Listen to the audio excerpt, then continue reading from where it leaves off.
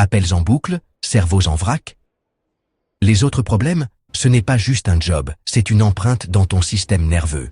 Aujourd'hui, dès que je suis fatigué, je reformule tout ce que j'entends, même la télévision. J'écoute un documentaire et je m'entends dire dans ma tête, donc si je comprends bien, ce que vous êtes en train de dire, c'est que l'éléphant migre, c'est bien ça, monsieur Dumont?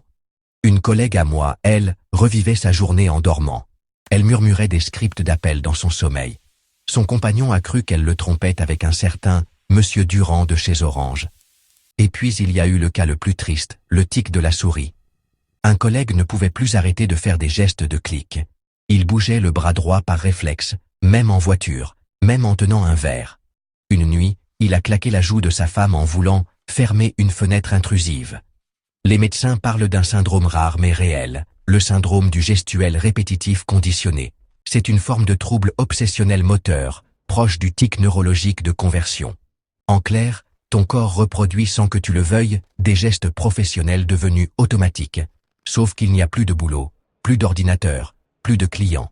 Juste toi et tes fantômes de script. Des psychiatres qui ont étudié les plateaux d'appel ont identifié plusieurs pathologies méconnues. La désindividualisation verbale. Tu ne parles plus en ton nom mais en mode scripté. Le syndrome de la voix désincarnée. Tu ne reconnais plus ta voix au téléphone.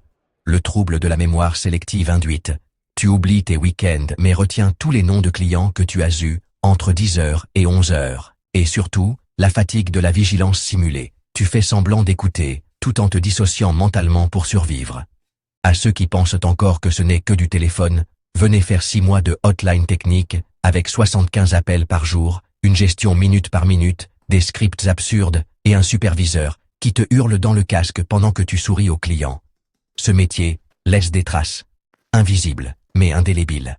Alors, la prochaine fois que tu tombes sur un conseiller qui bug, qui bégaye, ou qui reformule un peu trop, dis-toi juste une chose, c'est peut-être un survivant.